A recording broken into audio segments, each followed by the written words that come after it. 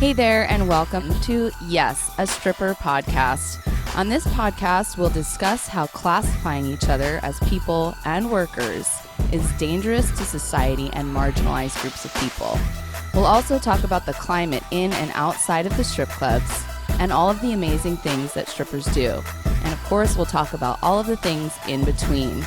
I'm your queen, A.M. Davies, and this is YAS, a stripper podcast.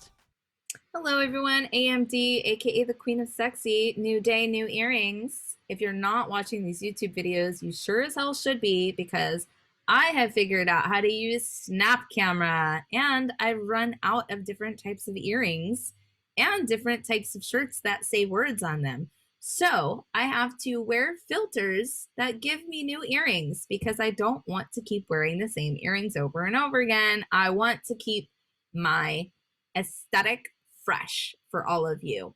Anyways, today was an amazing opportunity. I had the chance to chat with Molly the stripper, who is someone who I have been fanning over for like a while now, like maybe a year and a half. So it was really awesome to sit down and chat with her and get to know her on a different level that is not apparent on Instagram. So there's so many things that you're going to learn about Molly the stripper, and also what it was like for Molly growing up Mormon and then being a stripper, including having her sister be a stripper as well.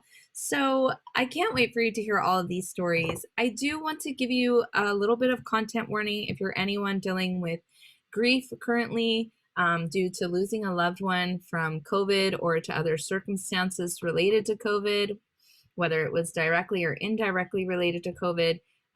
Just know that that is subject matter that comes up very early in the episode. So big shout out to Molly for sharing her life with us today.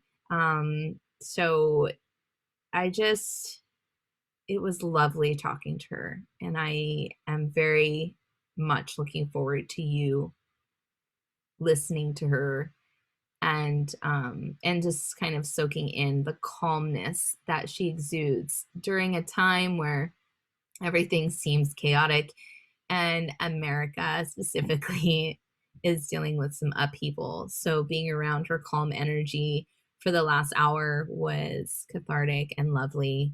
And I hope that some of that calmness rubs off on you today, wherever you are and however you're feeling. I hope that you enjoy this episode with Molly the stripper. Here we go. Today I get to talk to someone who I have been fanning over for like a year and a half at least now. Hello, Molly the stripper. Hi. It is such an honor and a pleasure to have you here with me today. Thank you so much for sharing your time.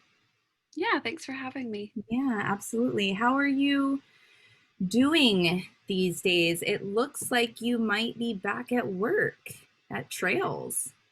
Yeah, the our club opened back up in May. Wow. So Utah is one of those kind of states that's like that. But yeah, I've worked not a lot. That's why it may not look like I'm there a lot, because I'm really not there a lot. So I'm good. I'm just working occasionally. I've taken a lot of time off. I obviously was off during, when we were shut down, which was like March to May. Yeah. And since then, I know we had reduced hours. I know we've had reduced staff, but we've been lucky in that we have been able to still have an income. So yeah. Is the state overall doing pretty well? Because here in Los Angeles, I don't see people. I stay yeah, home. And Salt Lake, it seemed a little more like people took it more seriously. I just moved back to Ogden, which is like a smaller city that's like 30 miles from Salt Lake. Mm-hmm. And I've noticed in these outer cities, no one like gives a fuck what's going on in the rest of the world, which is weird. But I don't leave my house much, so Yeah. that's just a feeling I've gotten when I have kind of like ventured out. But yeah, I mean, this is like super sad, but my dad died of COVID December. I'm so And sorry. so that's, thanks. But yeah, so I've been kind of, I was already taking a lot of time off. He was in the hospital for like 21 days or whatever. And so I've been just not working a lot during all of this. I haven't wanted to be there. I've felt good that I've, you know, been saving for years. And Yeah. I've been in a position to like be able to take that time off when I've Yeah. needed it so badly right now. So Yeah. so sorry. I feel like sometimes when people are like, "Hey, how are you?" They don't expect you to like tell them how they really are, and I'm like, "No, I'm going to tell you how I really am. And this is what's going on for me." Yeah. How are you doing? Oh, thank you for asking. I haven't lost anybody significant to me, so I'm grateful to have friends, family, support, which really need because I'm learning how to walk again. Yeah, And yeah, and something that I mentioned on a live Instagram video recently was um I'm dealing with the psychological part of not being able to fight or flight during a time where all we see on the news is civil war, like 20,000 troops in our capital, which is basically, uh, I don't want to say premonition because this shit is pretty obvious that this was going to happen if you were really paying attention over the last 4 years, but basically seeing unfold what my fears were that hmm the country will start to crumble and fall apart. Well, 4 years ago, I had all my feet and legs. So, cut to, when things are really ramping up and heating up, I'm like, please, can I learn how to walk again faster so that I can learn how to run and like jump up at a moment's notice and pack my cats into a cat bag. hmm Um, so, dealing with like seeing everything that's happening in the world and being able to like have a calm mind that I would have once had if I had all my legs and feet. I would have just had one less thing to worry about. So there's sort of an unsettling that you deal with when you don't have 2 feet that I don't think is talked about, especially in our community, because we're so used to being able-bodied. hmm So that's how I've been doing. Thank you for Yeah, asking. Yeah. yeah, I did see a post that you made when he was in the hospital, your father, and I was hoping that he was going to pull through like your mom did. So yeah. that's really terrible news. But I was so touched by the fact that you all would um, sing to him every night while he was We in the did. hospital as a I family. bet I bet they were pretty annoyed with us because it was probably an hour to like 3 hours every night. Wow. We were just, I think we didn't know there was nothing else to do. You know, you can't go see them, you can't go bring them food, you can't, and he Yeah. was, uh, ventilated for 21 days. And so that was all we could do. And Mm, so it was nice. I have three older sisters. mm, And so it's actually a lovely memory in a way that we got to do that. I recorded some of them yeah. and yeah, but It's really yeah, touching. Thank you so much for sharing that with us. I'm sure it's still a vulnerable thing to it is. talk But about. like I said, I've been able to really sit with it Yeah. all along instead of like, trying to.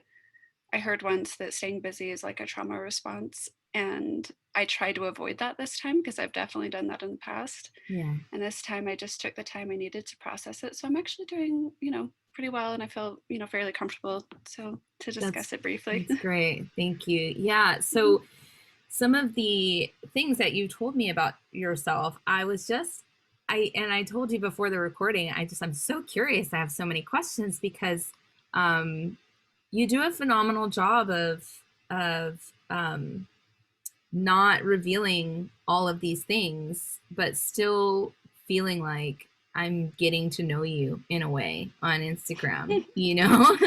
Uh-huh. Yeah. And so I just really appreciate that. Because I personally am very word vomity. I tell everybody everything on Instagram, which I don't know if necessarily good or bad, but So I learned so much about you, and one of the things that you said is that you're more spiritual than you let on, and that you meditate twice a day. I'm meditating more than that right now. Wow. Like, it's everything going on. I'm just Yeah. like, I need lots of solitude and quiet, because I can't hear myself. Like Yeah. everything's so chaotic and loud right now that I'm just like feeling very withdrawn. Um, but have seen, I call it to my sisters, I call it cocooning. Because I just can sense that like there's nothing super negative about what I'm doing, like that I'm not like super depressed or anything. I'm just like, no, it's a time of of quiet rest. And Yeah. um I forgot your question. I went down a little. Oh, I was just commenting on your spirituality, and that I was already impressed that you were meditating twice a day, and now it sounds like it's thrice or Yeah, I'm kind of just more. going. I learned to do transcendental meditation. Have you heard of that? Oh, I definitely have heard of that. Yes. So I've actually started to deviate a little bit from that and kind of um, pick up on what feels the best for me, because they're kind of like, oh, you can only do twice a day and da da da da, and maybe you can't handle it if you do more. And I definitely think in the beginning, I've been doing this for maybe a year and a half or something. At first, I'm not sure I could have handled, you know, more than 20 minutes a day, but as time's gone on and I've like listened to myself, I'm like, no, I can do more, because I need more. um, but yeah, it's funny that you bring that one up, because when you asked me if there's anything I don't necessarily want to talk about, but that I said I wanted to talk about, that was one of the things that I'm like, oh, I feel like that's one right on the edge where, it's not really a part of my branding as a stripper, to be spiritual. Although I've seen a lot of women do that, and I really like that, like the sacred slut kind of Mm-hmm. energy. Um, and so I think I've shared a little bit about that on my Instagram, but more just like a meme here and there. Mm-hmm. I don't really like divulge to a lot of people the extent to which it goes, or the Sure. kind of beliefs I have that may or may not be alienating to some people. Yeah, no, I get that. I have a whole list of things that I just kind of keep filed away off to the side because I'm like, it's not really on brand, like you said, and Yeah, just open up a whole can of worms. And yeah, so I definitely get that. Yeah. yeah, But thank you for sharing what you did for sure. yeah. One of the things that I love about your brand is that you dance barefoot sometimes. I Um, do. yeah. And I used to hate seeing strippers be barefoot back when I had mad issues when I was still dealing with whorephobia and my whole idea of what women should look like in the club was very fixed and douchey of me. And so, but then I see you dance barefoot on stage at the club, and I can't get enough of it. Huh. Yeah, I just want to gobble it up. Um, I think I definitely took that from another girl I saw. There was this girl, who's amazing, talented, probably the best dancer, ever to grace that stage. And occasionally she would do that. Like, not, I don't even know that there was a rhyme or reason to it. Or sometimes I think she wanted to do certain tricks that she couldn't, do with heels on. And I just remember it striking me in a way that was like, that feels like weird but intimate and nice, and like, I don't know. Yeah. And especially in person, there was something about that I was like, and so occasionally, I don't actually ever do it on purpose when I'm performing for people, um at the club. Like, that's something that, like, when I was just messing around doing videos, for Mm-hmm. Instagram, I would do. But occasionally I'll forget my shoes, and I will go on and perform barefoot, and no one Yeah. ever really says anything. I think I've had like one guy be like, oh, I like your bare feet or whatever. um but yeah. I do very, very rarely do I do it intentionally. Well, actually, I don't think I ever do it intentionally for like the main crowd. Yeah. So what happens if you forget your shoes? Like what shoes do you wear on the floor then? Just like Oh, so I wear little slip-ons that are kind of like black and cute, like yeah. nicer slip-ons, because I can't handle walking around in the heels in a dark club anymore. Like I didn't start dancing till I was like almost 30, and now I'm 35, and I'm like, I'm not walking around on this uneven carpet in 8-inch heels. I mean, I did, I think, for several years, but now I think I've seen other girls do that too, where they just wear their shoes, slip their shoes on when they get to the stage.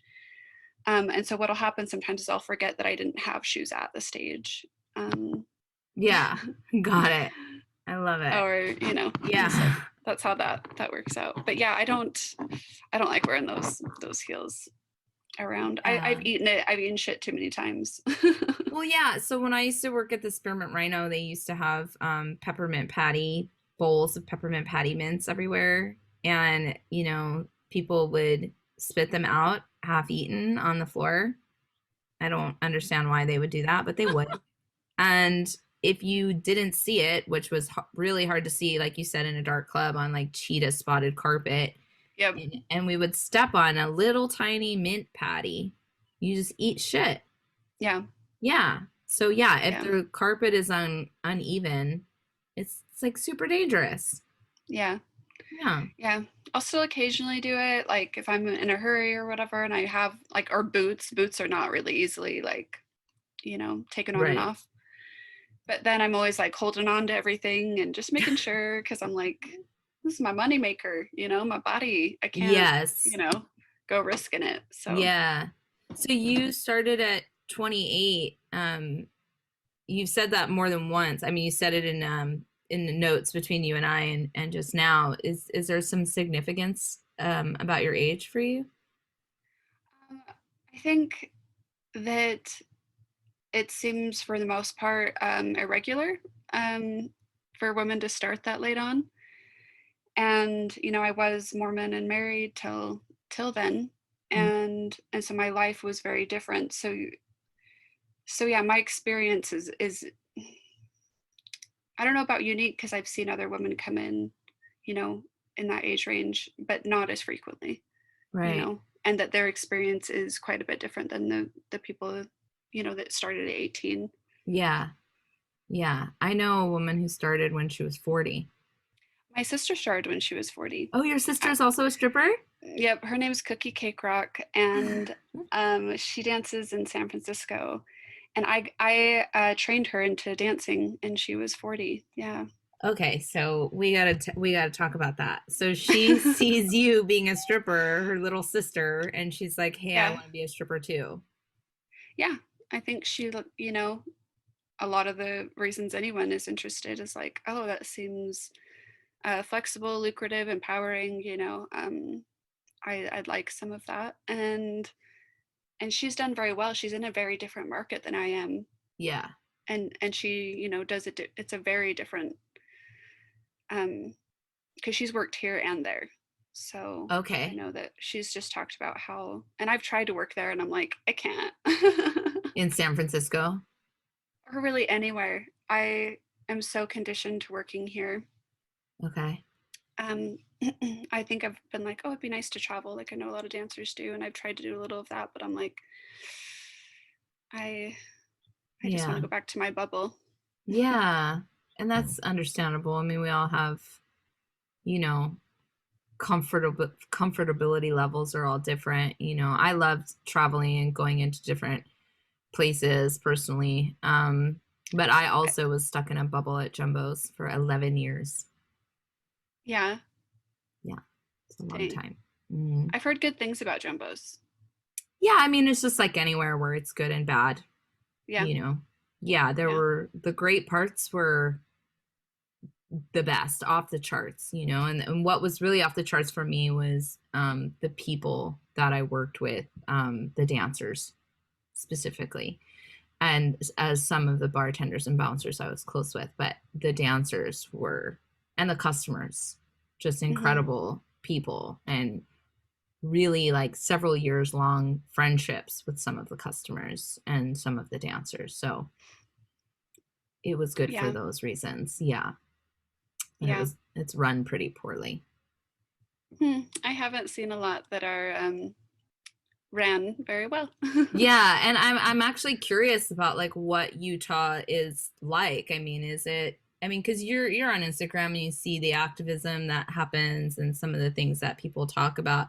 Can you commiserate with some of the same issues that you've been seeing shared on social media? Yeah, I do. And there's a few dancers here that are much bigger advocates than I am. Like I said, I've been cocooning. Sure. um, but yeah, I relate to the censorship on Instagram. I've recently removed all my videos that were in the club. Mm-hmm. And I've been shut down before, and wrote a letter and was like, I wasn't breaking the rules, so what's your fucking problem? Right. But is that what you mean? Or like what? I mean, I kind of just agree with everything I've seen from strippers. I listen to you were talking to someone in a podcast I was listening to before this, and you said how much you love sex workers, and I just feel the same way. Like I love all of them. I support what they're fighting for, and Yeah. in the ways that I can, I will support them. There's have you heard of SWAP? Yes. So a couple of my girlfriends do the chapter here. Oh, great. And yeah, and so I will donate time or photos or kind of whatever to stay kind of involved with them, or you know what I mean? So I think I try, but I definitely can see how many women are like really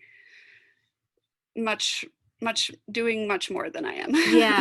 Yeah, of course. And it takes a ton of commitment, time, emotional labor to do that type of work. And so I don't, however anybody shows up for that is, based on your own personal. I guess also what I'm asking is like, do you see issues like in places that, like, have you experienced some of the issues that you see people talking about in some of your workplaces?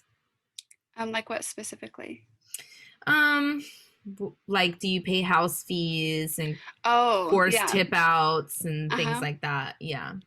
Yeah, that's a bunch of bullshit that I can't fucking stand. And all I can think about with that is like, it's just time for us to move on and start forming our own businesses, clubs, bars. But yeah, at my club right now, they raised our percent to 30% when we came back from COVID. And then we have drink requirements, so we have to get, 5 drinks, which has come back recently. They took that away, during a lot of this pandemic, but then, so that's back. And then you're also, expected to tip out on top of that to people, which are like the people I actually want to tip out, like DJ and bouncer and stuff. Right. I do feel the need to be like a little bit careful, but I also feel kind of like in a wild moment in my life where I'm like, fire me, I just don't care. Right. Yeah. I'll just go somewhere else because I'm a dang good employee. Like I show up on time and I do my job, and so yeah. Yeah, I have a lot of problems with that. I have a lot of, and I've worked most of the clubs in Utah. Like I took a break from Trails because Trails is like my home club, and I checked out, what's going on with all the other ones, and it's just all a very similar story. And, yeah, it very much so is. And I see it, yeah, not just in Utah, just kind of. Yeah, I find it really interesting that you chose to use the word employee to describe yourself. Oh, really? Yes. Because, I mean, legally, that is what you should be classified as. But yeah, no, I'm a 10-9. I'm an independent contractor. Exactly. And the majority of strippers refer to themselves as such. So I found it was just so interesting how, without even thinking, you called yourself an employee. And I was like, aha, because you are. You are an employee. I mean, yeah, they don't want to treat us like we are, but correct. We are. Yeah. We have schedules and everything too at my work where like we have to work a certain schedule. You know what I mean? It's not like outside the state where you can kind of, I mean, from what I understand, there's more flexibility, or is it kind of changing? No, it kind of depends on where you are. So some places, so like at Jumbo's, for instance, we would put in a schedule, like when you're available. So you'd say, I'm available these days and these times, and then a schedule would be made. And it was, if you wanted to change your time slot, like depending on who you were, it was really strict. And she did end up laying down this rule saying, like, you can't change your shift, and you have to get permission to change your shift. And you can't, like, if something comes up, like, oh, hey, I forgot I have this thing, or oh, hey, I need to go, whatever. It was really hard to change your shift, which was what creates labor law violations, because that should be really easy to change if you're an independent contractor. Yeah, hence why she's being sued for labor law violations, just one reason. So, but in a lot of other places, if it was big enough, if they have like 200 to 300 dancers on the roster, it's a little bit more flexible. But they just raise the house fee. Like if you come in after 10, then your house fee is like $200. Like the house fee goes up. Yeah. Is it similar? No, because you have schedules. We have schedules. And right. So, yeah, it is hard to change your schedule. You know, I've always, like a good employee, I always, I've just avoided that. I think I've had one call in like the 5 years I've been there. So, it was like a legitimate reason. And so, I've tried to always be good that way, so that like if I ever do need the flexibility, so if I do, you know, ever need it, I'm like, you know, I don't know how to explain it. Yeah. Like I've earned flexibility, you know? Yeah. Like, but I don't ask for it. I don't require it, or like, you know what I mean? Expect it. Totally. Yeah, that's so interesting, because so I love to stalk my guests on Instagram. I've already stalked you like for like a year now, but I needed to get refreshed. Yeah. And you had made a post about how you know, it's a privilege to learn about your privilege, basically, as a white person, that you know, and it was really interesting, some of the comments in that post, specifically by other white women who were just very confused with what you were trying to say. And I just, first of all, want to thank you for being a white woman and posting content like that, because as white women, I think that's really, really important, especially right now. But like in Utah, it's a lot of white people in Utah, right? Oh yeah. Yeah. Yes. Yeah. And in the club, I mean, I'm sure it reflects the same inside the club, right? Yeah. Yeah. Yeah. For sure. Yeah. And that's just really unfortunate. I'm sorry for anyone who's, you know, has to deal with that in that area. But have you seen anybody like speak up, or have you been experiencing that just, I guess, in personal life as well? Like being a white woman who understands that we have work to do, like what's been your experience lately, if you don't mind me asking? Lately, not as much, you know, like when, you know, there was protesting here, I went to I marched in like 8 of the protests. And I don't really talk about these things. There's like a lot of the things that I don't share. I'm kind of just like, my work is here right now. I'm not sure when the work will be more out there, but right now I know that the work is here. You know, I grew up conservative, Mormon, like these, like racism to me was like, I was like, that's not real, because all the kids that go to my school that are Black, like I love them and everyone loves them. It's totally fine. That's not real. You know, like these weren't things I would say, but I know that they were like thoughts and feelings I had. So, you know, over the years, being, you know, exposed to more information and history that's not whitewashed, I've seen a little bit of talk. I'll engage with people about things.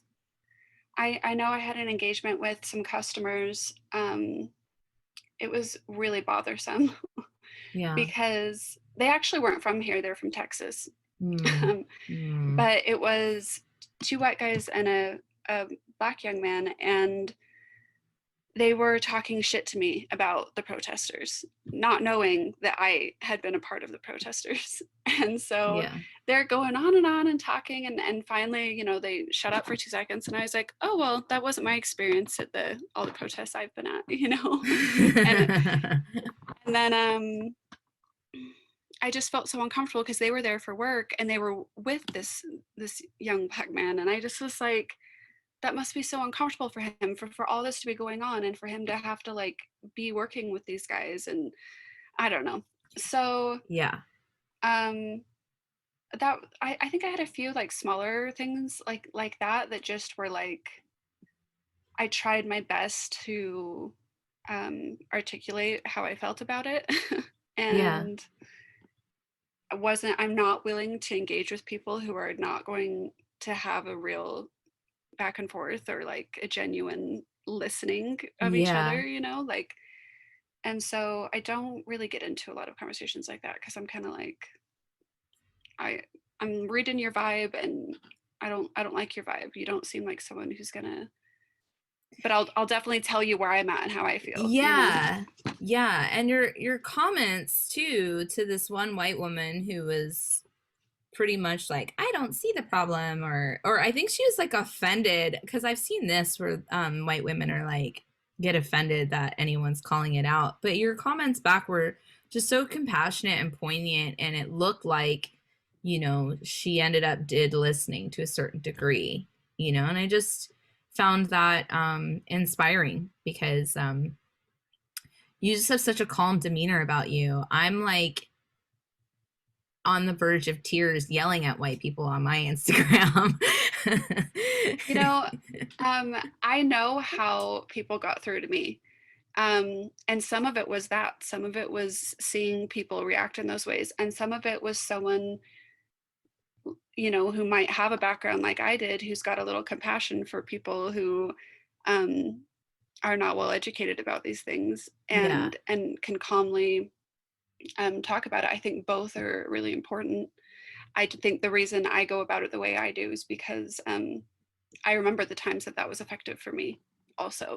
Right. And because it just feels like my role. I feel like it's important for me to like, okay, you know, where's my part here, you know? Yeah. Yeah, and I do think it's good to have like different approaches, so that way, you know, you capture, because there are some people who are like commenting, they're like, whoa, like I'm not going to listen to you because you're being too harsh. But then there are some people who are like, oh, like waking up from it. So it's just different approaches help sort of wake up different people, you know? So I found it to be very refreshing and calm and nice. It was awesome. And also I was very pleased because full transparency, I am looking at my white friends and deciding who to follow and unfollow and what to say what to, you know? Mm-hmm. So I saw that and I was like, yes, you know, I was like, you know, conversation being had is just so important right now. So thank you so much for doing that. Yeah. Thank you yeah. for all you do. Of course. Yeah. So, okay. So one of the things that you wrote to me when I asked, what are some things that we don't know about you? Is that you were a high status woman in the Church of Jesus Christ of Latter-day Saints before you left. But you were also Mormon. Is that the same thing? They are the same thing. Okay, great. So for some reason, I think because of a lot of bad PR with the phrase Mormons, in later years they really were pushing this Latter-day Saint thing. I think they were always called Latter-day Saints, but because they sell the Book of Mormon, that's not what they call what they do, but because they sell a book called the Book of Mormon, people had nicknamed them Mormons, but because they didn't like some of the things that went along with what people assumed about Mormons, which were true. Like, so they're trying to distance themselves from the name. But the practices are the same. Like the sheet with the hole in it, is that a thing that Mormons do? I think that was potentially in the past. I did temple work, and I talk about it here and there. I still have family that's Mormon, so I'm still kind of a little bit respectful, where like Of part of me is course. like, this is bullshit. I hate what I was conditioned to believe. But then the other part of me is like, there was some good there. Sure. And I understand why some of my family is still in that. So I kind of try to, walk the line with that, where I'm like, I don't want to be too, I don't want to disrespect their Sure. feelings. Yeah. But yeah, I think there's some weird things in the temple, but they're all from Freemasons. It's Mm. all traditions and rituals from Yeah. Joseph Smith, who founded the religion, was a Freemason. His family were Freemasons. Whoa, so there's crossover between Mormonism and Freemasons? Mormonism is just rebranded Freemasons. Oh, Like I did not know it's, that. oh yeah. I'm sure that there's lots of people who wouldn't say that that's true, but based on what I've understood, yeah, it's completely Well, derived you from were a that. high status woman, so you know stuff. I think it's so funny that I said that. I didn't remember that I phrased it that way. But I just meant, I think I was trying to articulate that like I had full membership, which means a temple recommend, which means you can't drink alcohol or coffee, or like, you can only be with the person you're married to, and just where you have to wear your garments, which are these holy underwear. Like, um, so yeah, that like there's different, I wouldn't say even levels, I guess, just that like I had gone all the way. Yeah, gotcha. Wow. And I so go ahead. I drank all the Kool-Aid, that's all. Okay. And I find it so interesting that both you and your sister, because I'm assuming that she also grew up Mormon, because Uh-huh. you grew up together, that you both, is she still in the church as well? She's not. Two of Okay. my sisters are still Mormon, and me and the other one are not. Okay. And also I just want to make clear I'm not asking to disparage Mormonism either. I'm just so curious about being very religious and then being a stripper later in life, Yeah. which, is not too typical slash, I don't know, maybe it is. We just had an interview with someone who was in a Christian cult and then became a stripper later. So what was that like? It was wonderful. If you've been repressed your entire life, sexually repressed, that feels really good. Yeah. To feel the openness of that, and I don't know, it just was really nice for me. But of course, I still have my hangups, and still have some conditioning I'm trying to like undo. But yeah. Yeah. I find it fascinating that um like that's where you went when you after you left, Mormonism. It's like, I was still Mormon when I started stripping. okay. Yeah.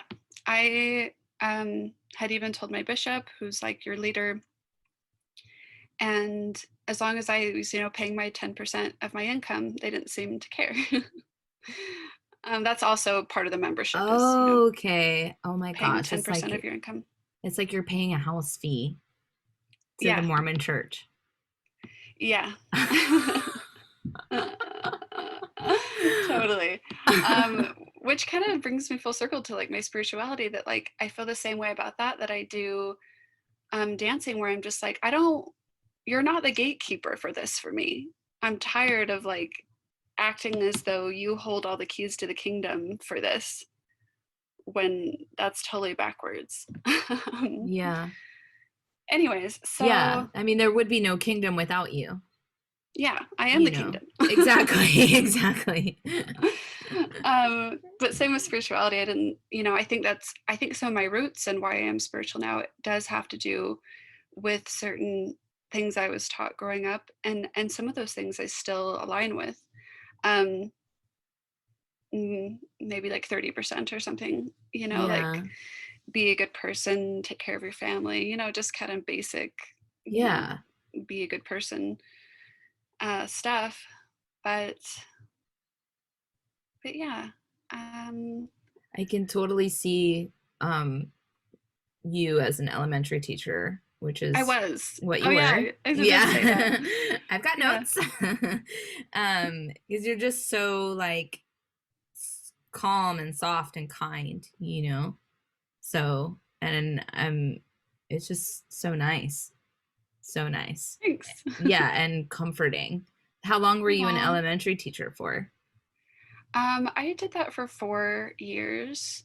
And I was a tutor for the school district. I don't know if I just tried to summarize it on there or what, but I would tutor kids in math and reading.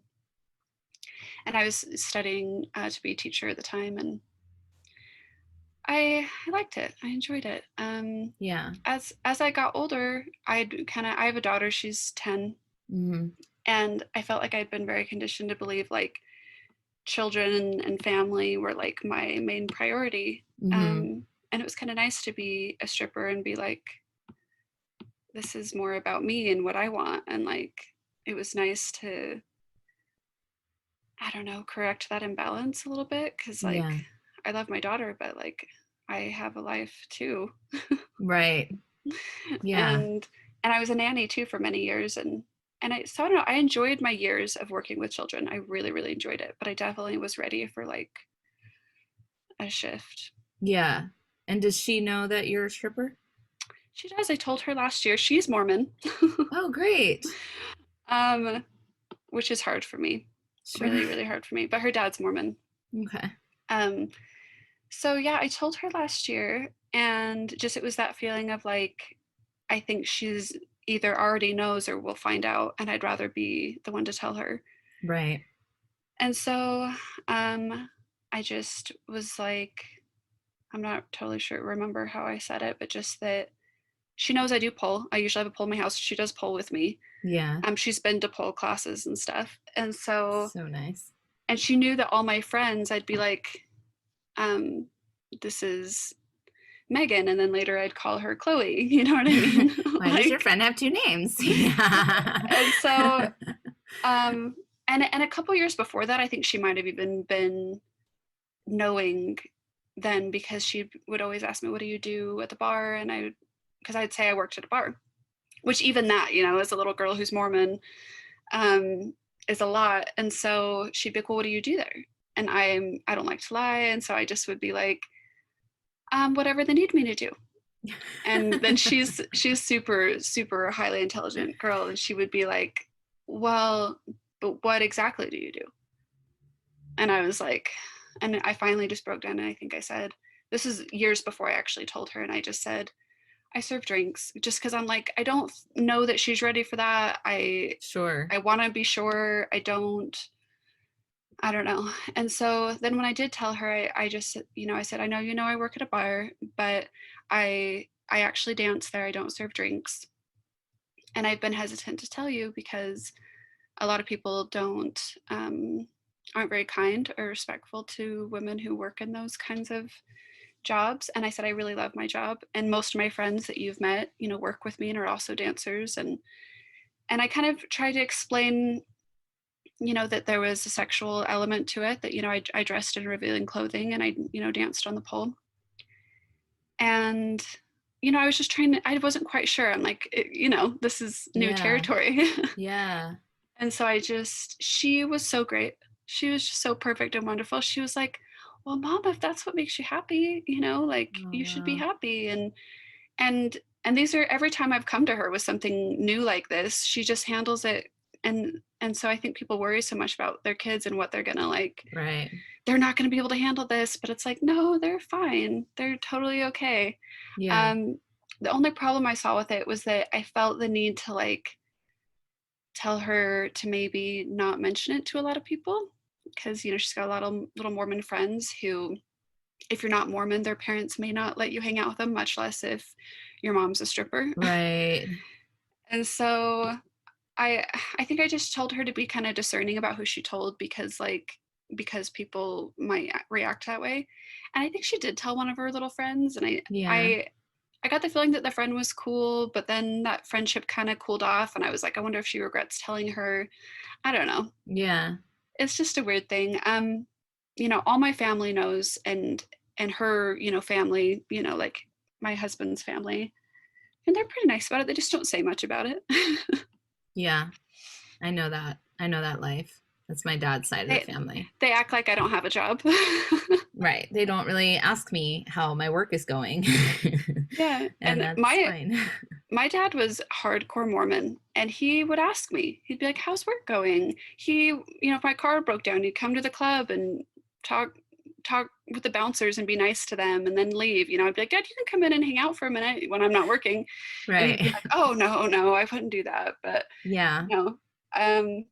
He was a cool Mormon. He wasn't a regular Mormon. Yeah, that sounds lovely. Yeah. Yeah.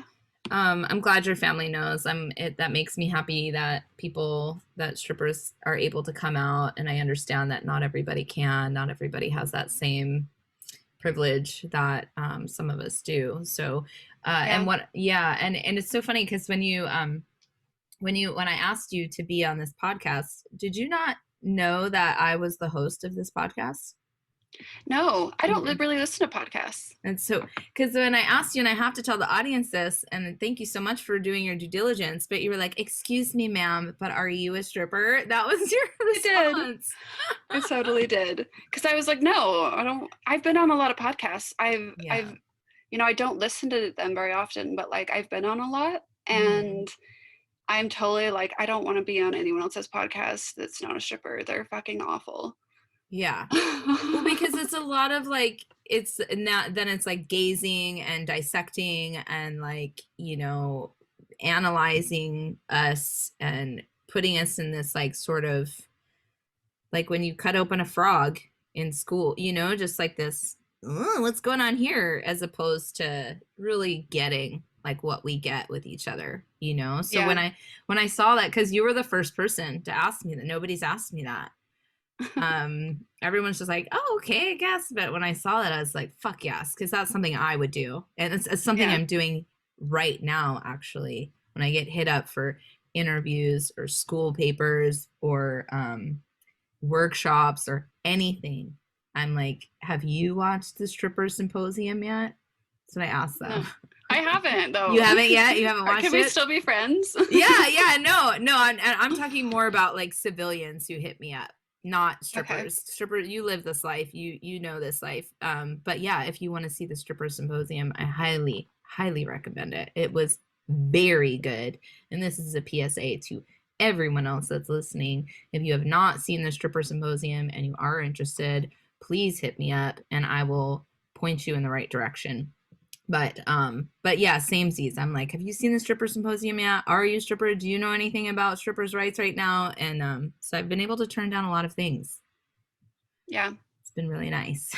Yeah. I've noticed something that I feel like is really good, but not always that good, is that I tend to like, I only want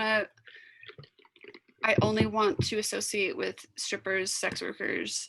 I've gotten to this point where like I don't want to talk to anyone else. Like, leave me alone. I don't, like, even friendship wise or whatever, and which I feel there's a little bit of it that's gone too far sometimes for me. But like, no one, I'm like, how do I even talk to you? How do we even, what are we going to talk about? Your vanilla ass life? What are we going to connect about? Like, I don't. Yeah. But yeah, I've had to do more of that. I've been doing more film work, and like I was doing production assisting, and I've had to be in these environments where for like 12 hours I've got to act like a normal person, and I'm like, I hate this. I hate every second of this. I know. So boring. I know. Boring. You just want to like say and do inappropriate things, and you just can't. Yeah, or just be very real and raw. Yeah. And like, that's not how people operate, I feel like, outside of our community. No, true that. Yeah. Yeah. Yeah, it's very like, it's restricting to not just be able to blurt out what you're thinking. And for me, it's like I do a lot of like titty grabbing and like just in everyday life. Like I'll just be chilling and just like grabbing on my tits and shit. And that's not something you can do just in front of anybody, It's totally acceptable. I know. If you're hanging out with strippers and sex workers. I know. Well, not and strippers are sex workers. That was hard for me a few years ago, was to like adjust to that realization of like, I am a sex worker. Yeah. Yeah. I've seen other So I didn't mean strippers. to separate them. No, I hear you. And I've seen other strippers really try to separate the two. And lately, I've been getting that question from civilians in my DM. Do you consider yourself a stripper or sex worker? And I have to say, well, strippers are sex workers, but not all sex workers are strippers. So, Yeah. yes, I'm a sex worker. But if, like, I'm not stripping right now, but I'm still doing sex work. So there is different, you can be both. So it's like having to educate on the most basic. What was like kind of the turning point for you? Because there's other strippers that still won't associate and call themselves sex workers, even though they are under the umbrella. So what was that for you? Like the aha moment, do you suppose? Maybe you'll help others. I think it was, a culmination of conversations I had overheard. I think it was seeing people on both sides. I think it was starting to wonder, feeling like I was obviously on this side, but then starting to feel like I'm not sure I am. I'm not sure I identify with people acting like they're better or different because of different categories of sex work they're in. Anyways, so it was something I looked up. Because I think I'd seen some dialogue about it. I looked up sex worker and I saw that strippers on Wikipedia were classified as sex workers. And I was like, I think I sat with it for a couple of days and I was like, oh, okay. How do I feel about this? And at that point I had been exposed to more, and that's what I think started to turn the tide for me, was like I had met escorts and prostitutes and people in all areas of sex work and porn stars, and had made really good friends and connections with a lot of these women. And that was where I think the turning point was like, right. Oh, they're human just like I'm human. And for me to not think that is the same way people are dehumanizing me for being a stripper. And these are the conversations I've tried to have with other dancers, because I think there's a ton of that, and that's the only thing I think I've argued about at work was like, they were saying, oh, so and so's doing this and that, and I was like, so that's really none of your business. Right. Well, they can't work here if they're going to do that. And I'm like, yes they can. Why should we get to say what they do outside of here? Like, that's right. I don't know. Right. I just started to, just not feel like I agreed with everything. Yeah. Like that. I mean, classifying each other in under the umbrella of sex work is it's literally something that is in the intro of this podcast. Classifying each other is dangerous. It's divisive. It's and it marginalizes other people. And for no other reason than us dealing with our own internalized whorephobia that we've grown up with and that we have inherited from birth. Oh, yeah. Yeah. Yep. I've got lots of stuff I had to work through from growing up Mormon and feeling like being sexual took away from my value. Right. As a human. And I see that. And I think that was also part of what started to come together for me, is I'm like, I didn't leave one shitty, ideology to come here and have another one. Well, the thing is, though, is that's not, Mormonism isn't the only beholder of whorephobia. That is, I didn't grow up Mormon, and that was instilled in me to a certain degree. I thought if I do this but not this, then I'm okay. So I had the boundaries that I set on myself were to avoid dealing with fear of retribution from friends or family, because I would have been too much of a whore if I overstepped a boundary, and therefore my value and worth as a human being would be lesser than. And then therefore I also continued to judge other people for going past those boundaries that I wouldn't, because, and then not wanting to be associated with them. Right? Like, well, like same, like what they're saying. Well, they can't work here because I can't be in the same room as them, because then people will think that I'm them. And I'm so happy to be free of those shackles. It really does clear up your brain and like help you love more. Yeah, totally. It doesn't matter which part of the industry, you're, part of, it doesn't matter. Exactly. Thank you. I'm very glad that we share the same sentiment. Most strippers that I interview do. I know how to pick them. Want to be fabulous just like these strippers? Pay attention. It's Stripper Tips. Don't let work be everything, because that's something I've fallen into, where it was so good for me for so many reasons. I think I was like, now this is my life. And I've kind of had to go, no, actually, that's not my life. Like I have other things and I want to do. And like, that's an important part of it, but like, it's not everything. Cause I think it got me into a place of like being really caught up in a lot of the dramas and things, and the politics. And now I've kind of just backed away a little more and been like, nope, that's not my, thing. And so I guess that would be one of my stripper tips was, to kind of make time for yourself and your other interests. And like I said earlier, be investing in like your other businesses and passions and your health. And like, because it's like, oh, but I'm getting paid for this. Sometimes I was like, I just got to do this all the time now. Yeah.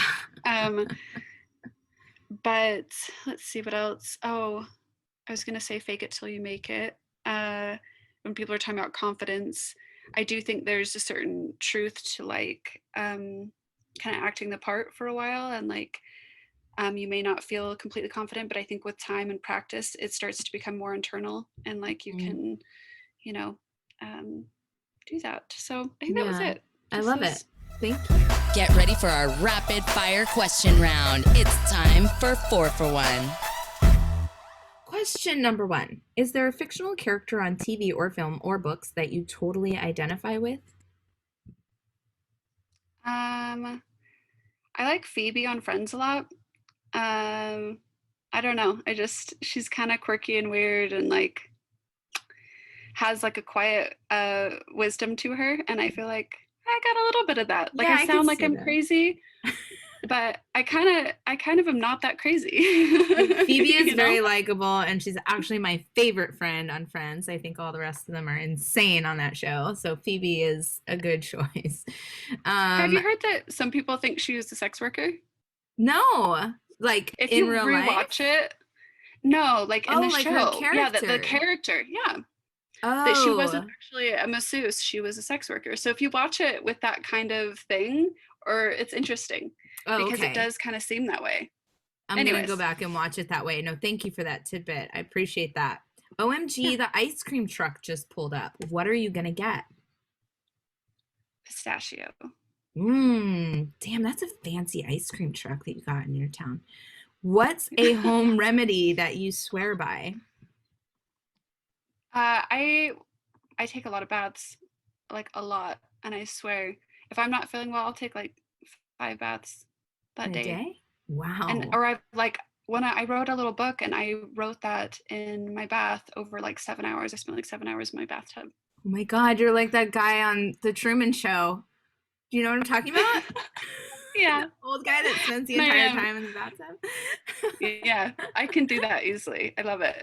And yeah, I do feel like it cures everything. I love that. Last question. What stereotype of your zodiac sign do you think is 100% true for you? I'm a Cancer and it's the crab.